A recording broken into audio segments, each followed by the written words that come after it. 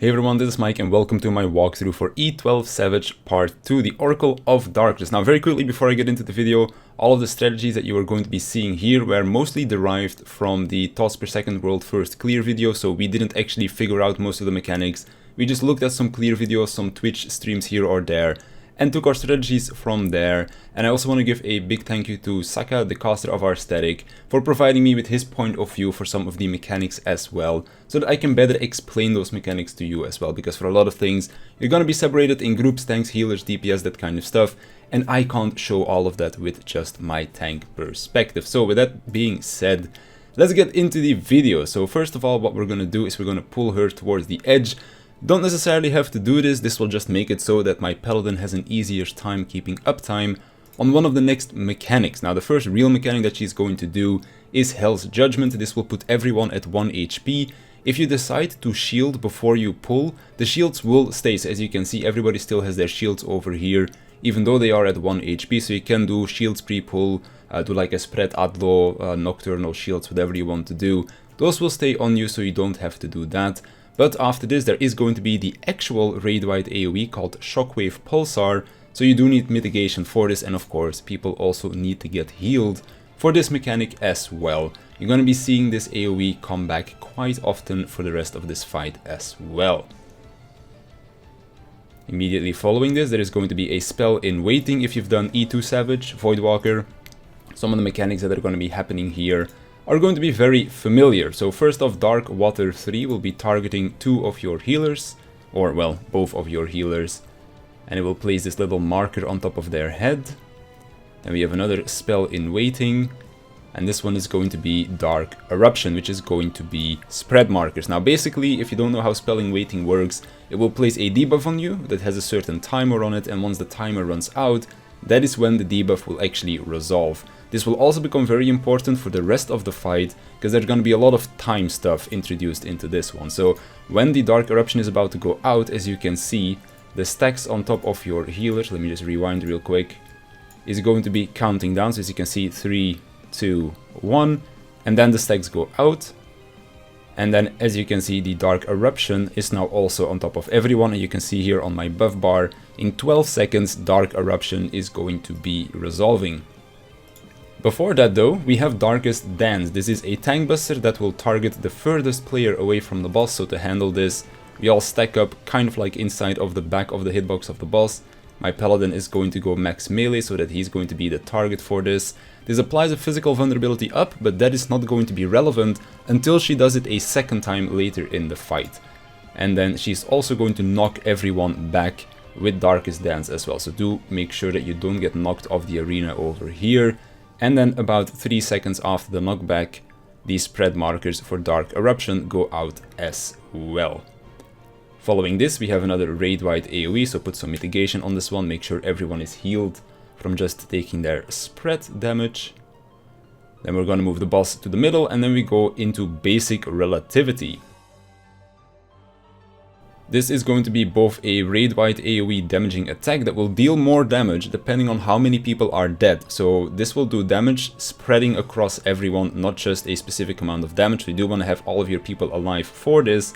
And after the cast bar, it is going to put a bunch of debuffs on people, as you can see over here. Now I've got a bunch of different POVs for this, so it's going to take a little while to get through it all, but it's going to be very clear and very simple to execute it once you know what you are doing. So we'll first talk about it from a tank and a healer perspective.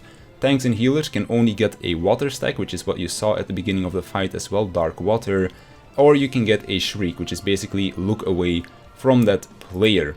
You also have this little debuff over here, which is like a rewind button, but we'll see what that means in just a second. There are also going to be a couple of traffic lights spawning. I really don't know how else to call them. As you can see, there's a bunch of traffic lights, and the boss will be tethering 2 of them. So you have one set that does not have tethers, you have one yellow set, as you can see the yellow tethers over here, and you have one set that has the blue tethers over here. The yellow tethers are going to be for the DPS, the no tethers are going to be for the healers, and the blue tethers are going to be for tanks. You do need to pay attention to where these tethers are going towards, because this is not fixed, this is completely random. Where we're gonna position ourselves though is in front of the yellow light, because when the yellow light resolves, it will do a knockback across the arena, so everyone needs to end up in front of these lights. This will also deal more damage to the players closest to them, so you want both of your tanks to stand over there. So we'll start again from the tank perspective. Everyone just stacks up in front of the yellow lights. We just let the DPS do their thing. Dark current goes out. These are laser beams coming from the traffic lights, and they are baited by the closest person to them.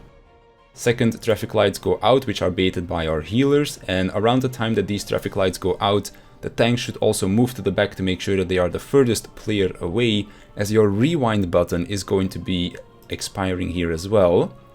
So as you can see, the healers get their laser beams, and everybody now drops a puddle, and this is going to be the place where you're going to teleport to after the mechanic is done.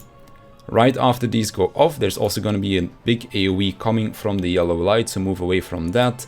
And then the tanks move next to their towers to go and grab the last set of tethers. Then everyone gets stunned, they get pulled back into where you just dropped those rewind puddles. And then we of course have the knockback coming from the yellow light. And then last but not least, we have light party shares, again the dark water resolve. So I'll take it from the top real quick again. So when it comes down to playing a tank, it's very simple. Stand in front of the yellow light. Remember which of these pillars or which of the lights had the blue tether go to them. I believe it can only be either the north ones or the south ones, if we're taking our yellow light as our relative north. Then we move to the yellow light, we move away to dodge the AoE, and we run towards our light or our traffic lights, whatever you want to call them, to bait the laser beams. If anyone gets hit by a mechanic they're not supposed to get hit by, you will get doom and die. And then we resolve the water AoEs, and this is already our DPS perspective. When it comes down to playing a healer, you're exactly going to be doing the same thing every single time as well. It doesn't matter if tanks have water or if healers have water or who has the shriek, you're always going to be doing the same thing. So for healers, same thing again. You move to in front of the traffic light at first. After the first set of laser beams go out, healers move to the side a little bit to be closest to their traffic lights, which will then grant you those laser beams onto you. Of course, look outside as well, very important, so that you don't get hit by the shriek that is either on the other healer or on the two tanks. And then they move in front of the boss over here, which you won't be able to see it on my POV, I think. Yeah, kind of. They're stacked here in front of the boss, but you'll see it in the other POV later, or the other POVs later, because I have 4 other examples of this, for all of the other debuffs that the DPS players can get. So when it comes down to playing tank and healer, pretty simple mechanic. Now when it comes down to playing DPS, there are 4 possible scenarios. So you can either get the fire or the ice debuff. Fire will place a big AoE around you, whereas ice is going to be a donut AoE. And it is either going to be fire first or ice first. So those debuffs also have different timings depending on RNG. So if you have fire first, what we did was we would move both of the players in the south side of the arena. Again, relative north is going to be our yellow traffic light. And then we just place both of the DPSs over here somewhere. Then the fire debuff goes out right here. Then everybody moves back in front of the yellow traffic light that is basically going to be the group stack, so to speak. So everybody stacks up over here. Then as you can see, the healer things go out, the tanks move away. After that happens, everybody moves to the front of the boss. And then they just stack up over here, right where the AoE edges out. And then ice will resolve second, because fire was first.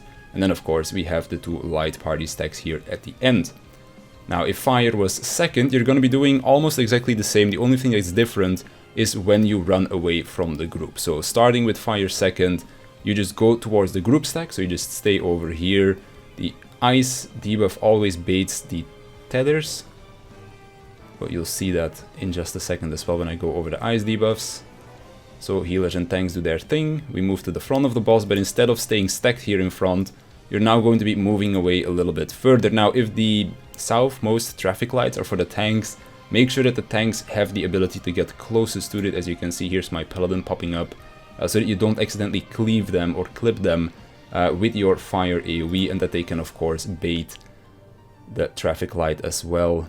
Everybody gets teleported back, knocked back, and then of course light party shares yet again.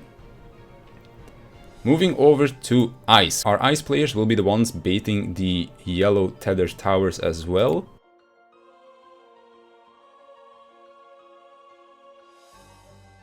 So move over to your traffic light. Once you baited the AoE, also wait a little bit longer for your ice to resolve as well. Over here, as you can see, the ice goes off. Once that happens, just go back to the boss in front of the yellow traffic light. Move over, stack in front of the AoE, and then let the fire players take care of their debuff.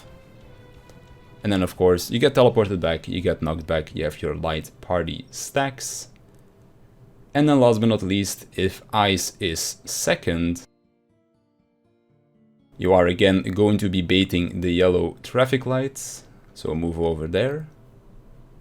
You do have a little bit of extra time before you have to move out. Our fire players are going to be in the back over here doing their fire thing. Move back to the boss. Wait for the tanks and healers to do their thing. And then everybody just stacks up in front of the boss. Of course, the tanks are going to be baiting their towers over here, but if you're baiting your tower, you're going to be far enough away from the group anyways, so you won't get hit by this ice donut AoE that you can see over here. And then, of course, teleported back and your light party stack. So those are all the possible mechanics that you can get during the basic relativity. At first it might feel a little bit overwhelming, but if you know just what your role can get, it's really not that bad, because there's only 2 possible scenarios for the DPS 4 that you can get.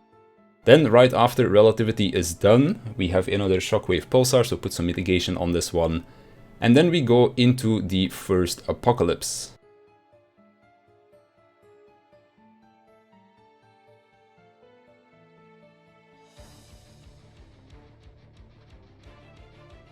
So singular apocalypse starts casting, and this will transform the arena with some other cool icons on there. And then the boss will be facing a random direction. The direction that she is facing you need to run away from as far as possible. And you basically want to be standing somewhere on these 3 tiles, because the rest of the arena is going to be very unsafe, because the boss is going to jump over to the other side. You can also see this light traveling along the edge of the arena as well, but we'll talk about that one in just a second. So after the boss jumps, she's gonna do Black Halo. This is a shared tank buster, but as we like to do with shared tank busters, we just invuln it and we don't have to care about it. I went to the middle a little bit too quick, so I'm gonna get a damage down over here, but tank privilege reigns supreme. Group stack, everybody spreads out, and then she's going to dunk 1 random party member. So that's how the whole mechanic looks like. Let's take it from the top real quick, because it can be a little bit much to explain everything in one go. So, first off, she faces a random direction. In that direction there is also going to be this light traveling. The light originates from the middle, so the middle is the first unsafe spot. So after you move into the safe spot to dodge this big AoE over here that she's gonna do, you can dash back in if you're a melee player. You can also just stay out if you're a ranged, for example, but the main important thing is that the middle is not safe, so you want to move out of the middle as soon as possible. As the tank buster is casting, the middle is also going to start exploding very soon. Right about now, the middle is gonna explode. You can see this big circle pattern on the middle. Basically stay out of this circle and you will be fine, but seeing how I ran a little bit too close too soon, I got hit. Of course, since it was going around in this direction, the light is now going to pulsate around like that as well through the arena. Then Shell Crusher will hit the whole group. Well, it's baited on 1 random person, but you just basically stack up and take it together. And then Spirit Taker is gonna jump to a random person. Again, you want to be spread out for this, because otherwise people are going to die. The way how you bait this one, or the way how you spread for this one, is how the light is going. So as you can see, the light is going in a counterclockwise position. So that means that this side of the arena is gonna be safe, because while this tank stuff is going on, the left side of the arena is gonna start exploding here, so we stack up for our group share. And then the whole left side of the arena, right side now from my position, has already had all of their explosions. So the left side over here still has their explosions to go, which is why everybody wants to spread around this area of the arena. It can also be that the AoEs go clockwise So you just have to pay attention to where the AoEs are going so that you can dodge this correctly. After all of these AoEs go out, we have another Shockwave Pulsar, so yet again put some mitigation onto this one.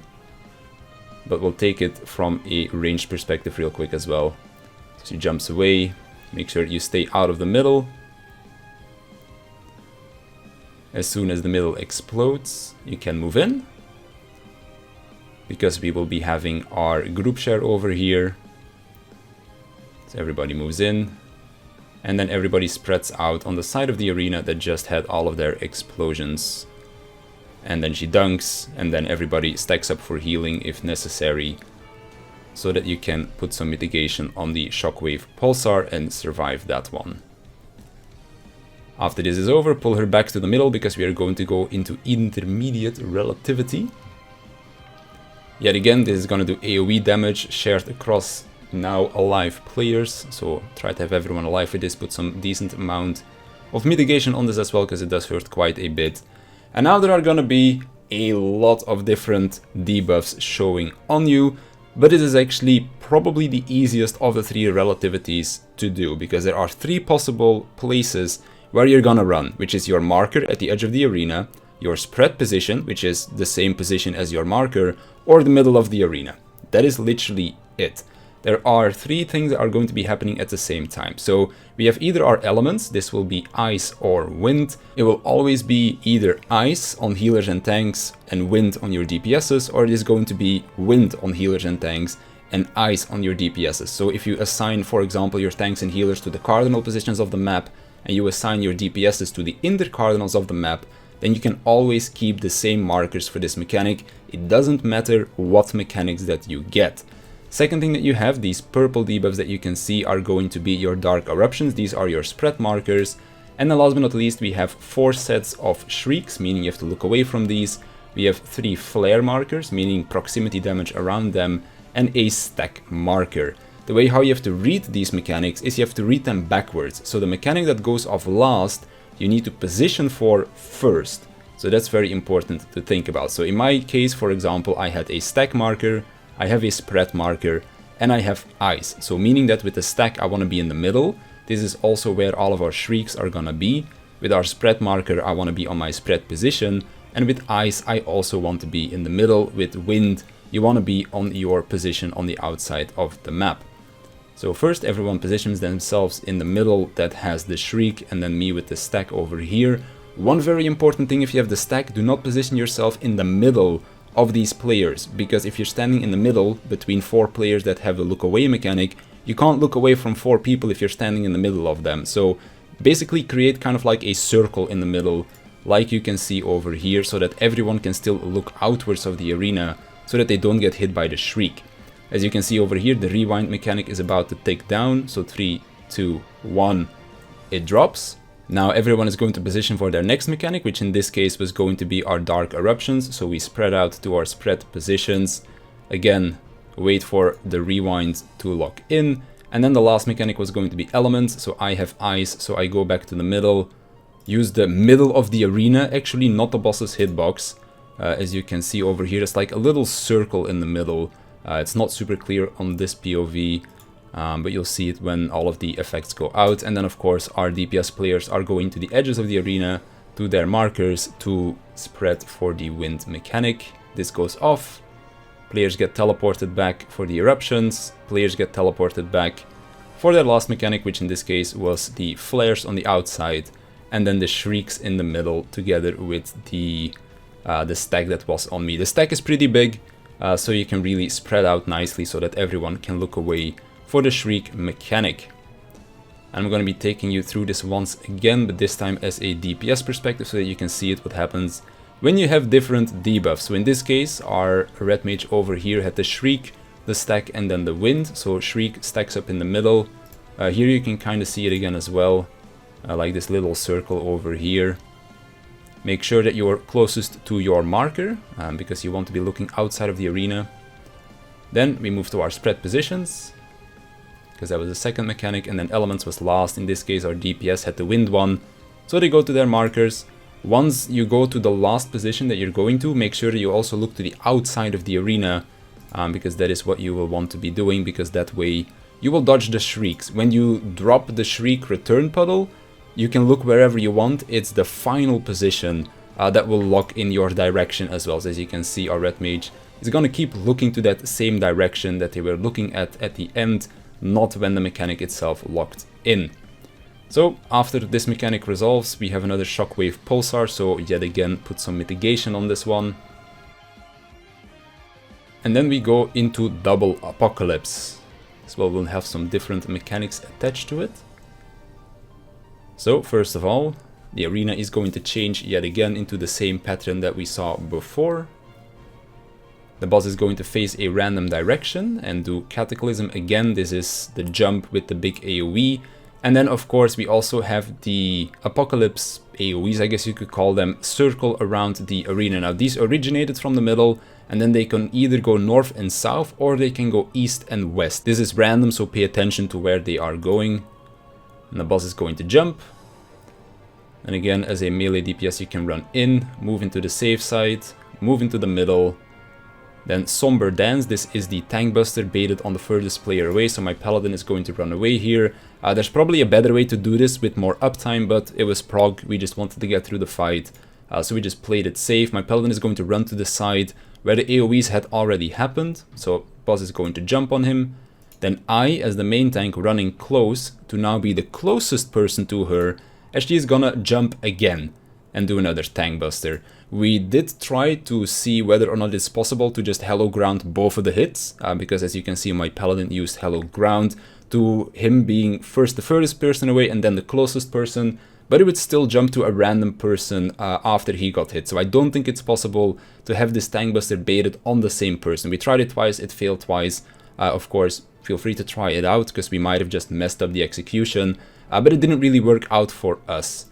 So that is why we decided to just do it like this. Him using his invuln on this is still very useful though, because it makes the other tank's job a whole lot easier, as I don't have to pay attention to where my co-tank is standing. So as you can see, when I go in to bait my thing, so I'll just play it from the top again. She jumps, we jump to it, we dodge the middle AoE, we run into the middle. My tank is going to, or my co-tank is gonna get the far tank buster. And then as you can see, I'm just literally going to run on top of him, because he has hallowed ground anyways, he's not gonna take damage from the follow-up tank buster, so him having the physical vulnerability up doesn't matter in this case, so I highly recommend you use your tank invuln for this. Right after this, Shell Crusher, so stack up. And then we are going to go into yet another Spirit Taker, so everybody spread out. And that will resolve this mechanic, and we're going to be taking a look at it yet again from a ranged perspective. So, move behind the 3 tiles, as I said before, this is going to be your safe spot. Move to a side that is not going to explode, so the middle was going to explode first, and then it was north and south, I believe, that was exploding second, so our range just moved to the side. They moved to the middle, and now, well, ranged as well as your melee DPS, as well as your healers, can just chill here in the middle, close to the boss. Now you go max melee from the boss, but you technically don't really have to move all that much, and your tanks just do all the work for you. After that is done, Shockwave Pulsar again, so put some mitigation up, make sure people are healed for this. And then we go into Advanced Relativity. This is the last Relativity mechanic, where you actually have to like do mechanics, so to speak. There is going to be one last one, Terminal Relativity, but that is the Soft Enrage, which we'll talk about when we get there. So for this one, we again have a lot of different debuffs, but again, it is going to be relatively simple in terms of what needs to happen, because we're kind of doing a Mario Kart strat for this, so to speak. So again, everyone is going to get rewind buttons. We have 4 players with Flare, or like Fire debuff, I guess you could say, your Dark Eruption. This is either going to be on all of the DPSs or on all of the tanks and the healers. So when it comes down to splitting into 2 groups, because you want to be splitting in a north side group and a south side group, we did it so that 1 tank, 1 healer were always north, 1 tank, 1 healer always south. They did not have to change because of the way the mechanic works. We will never have to adjust. When it comes down to our DPS players, they would need to adjust every now and then when they had the double wind mechanic, because the thing is, you want 1 double wind as well as a shriek on each side. So if you had, for example, both of your, like let's say your melee and your ranged were assigned to North, but they have the same mechanics. One of them will need to switch with one of the DPSs from the other side. So when it comes down to your group stacks, you want 1 Double Wind, you want 1 Shriek, and you want 2 Eruptions on the same side. After this finishes casting, you want to run towards the traffic light that has the yellow tether attached to it. I will explain what these traffic lights are going to do is they're going to do a very big explosion in this circle that you can see on the map here as well. These markings on the map, these circles, are also going to be used to do all of our positioning for the mechanics. So first, everybody moves behind the yellow traffic light, or the yellow tethered traffic light. The only thing you need to pay attention to here is that you are standing in front of these two circles where they intersect, so you want to stand somewhere here.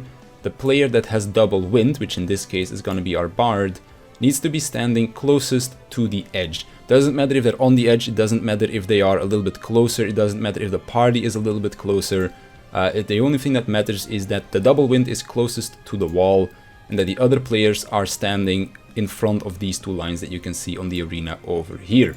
So this locks in our first position, and this will also drop the first water AoE. As there are again group stacks over here, so heal up after this damage goes out.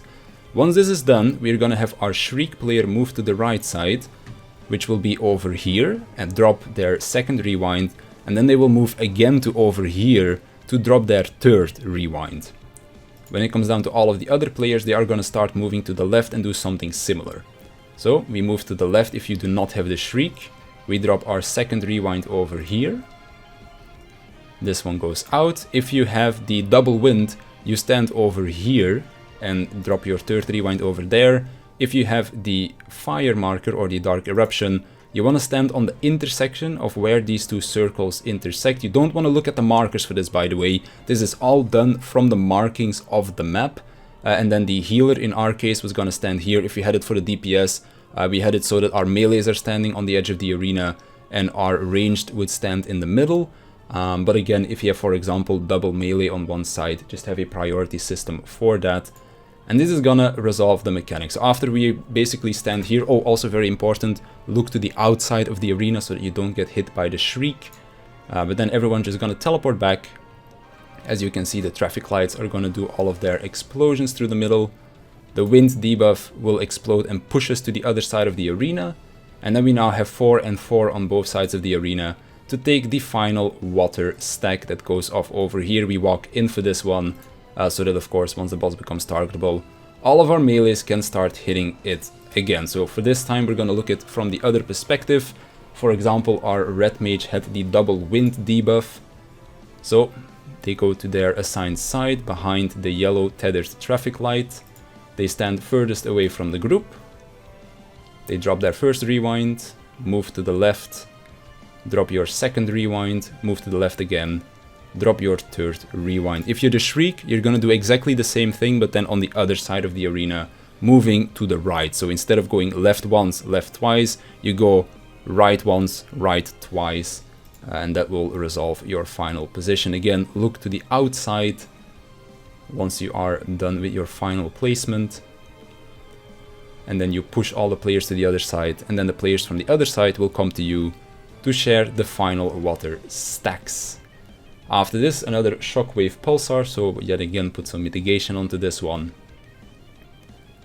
And then we go into triple Apocalypse. This is the last real mechanic that is gonna go on. Again, the arena is gonna change for this. This looked really complex the first time we did it, but once we found out how it actually works, again, it is not the worst mechanic at all. So arena is going to change. This time around we have 3 lights that are going to be traveling around. The one that you want to pay attention to the most is the one that originates from the middle, as where the middle is going to meet up with one of the ones from the outside is going to be your initial save spot. So we had middle go over here behind the boss, you can't really see it, and then over here. So this is going to be the last explosion, as well as over here, because there's a light down here traveling as well. So you want to stand outside of the middle because middle is going to explode first. Our paladin is going to stand the furthest because Darkest Dance, yet again, furthest tank buster. So as soon as the middle explodes, everybody moves in to make sure that we are closest to the boss. Our paladin is the furthest away from the boss. Our paladin gets jumped on, and now everybody needs to move close because she is going to knock us back. So we need to make sure that we get knocked back into one of the two possible safe sides. There's always going to be, or at least from what we've seen so far, a safe spot on the left and a safe spot on the right. The way how you can see which one you need to go to depends on where the outer circle lights started spawning. Because that is going to be the first AoE that goes off, and that will then be one of your two safe spots. So I'll just show it again from the top. This mechanic is probably what killed us the most in this fight. Once we knew how to handle it, it definitely wasn't too bad. So as you can see, we have one line to the middle, we have one light over here at the A marker, we have one light over here at the 3 marker. Then we follow the middle light to where it intersects with one of the outer lights, which in this case is 4 and D. So everybody moves to this side of the arena. Make sure you're outside of the middle. Again, you can use this little circular marking on the middle to dodge this one. Everybody moves in. Tank Buster happens on the furthest player away. Use some cooldowns for this. And then players will get knocked back. 3 and A markers where the first AoEs started to appear. So we move in, we get knocked back to either the 3 or, as you can see over here, the A marker. Both were safe spots, and that will resolve the mechanic. After this we still have one more raid wide to go, which will be Shockwave Pulsar, so just put some mitigation onto this one. Right after this we have another Tank Buster, which is going to be your Black Halo. Either use your tank cooldowns for this, or again just invuln this. I believe this is like 8 minutes into the fight or something, so literally every tank can invuln this except the Paladin, because Paladin wouldn't be able to use it on the first, and then of course this second one. But I believe every other tank will be able to do so. If not, you can always just use what remaining cooldowns you have left, because there's really not that many tank busters happening in this fight. Last mechanic is Terminal Relativity. Again, this is going to be shared across players that are still alive, so make sure everybody is alive for this or you're gonna take a whole lot of damage. And this is also gonna put 3 debuffs on all of your players' spell in waiting. Quietus. If you remember back to E2 Savage, Quietus was the raid wide AoE. So this is basically going to be just AoE spam from the boss. You want to plan out some mitigation for this. I'm not quite sure how we did it. I just reprise all the first hit and then I shake it off before the second. But basically what's going to happen is players are going to get hit with Quietus. You have Quietus drop 3 times. And then there is going to be a Shockwave Pulsar in between all of these. And that is pretty much going to be it. So this is literally just a healer check and making sure that everybody used their mitigation on time as well. As you can see, another 3 drops, Shockwave Pulsar. And then we have the final 3 drops and another Shockwave Pulsar. And then we go into the Enrage cast. So, Shockwave Pulsar. I do believe that she auto-attacks every now and then here as well. So do make sure that your main tank doesn't die. If you have a Scholar, for example, throw him a Tether. If you're a Warrior, or if you're just any tank, use some cooldowns. You might as well, right? And then we have Memory's End, which is the Enrage cast. So that is going to do it for part 2 of E12 Savage. I do have to say that to execute it, this fight is probably easier than the door boss of this fight. When it comes down to figuring it out, this will definitely be the harder one of the two. But when it comes down to just doing it in Party Finder, just doing re-clears after you already know what you need to do, this is probably going to be the easier of the two fights, but still, it'll take a little bit of time to progress through. Anyways, as always, if you have any more questions, feel free to leave them in the comments down below and I'll definitely get back to you. And on that note, I want to thank you for watching. I want to thank my Patreons for supporting me, and I'll see you in the next one.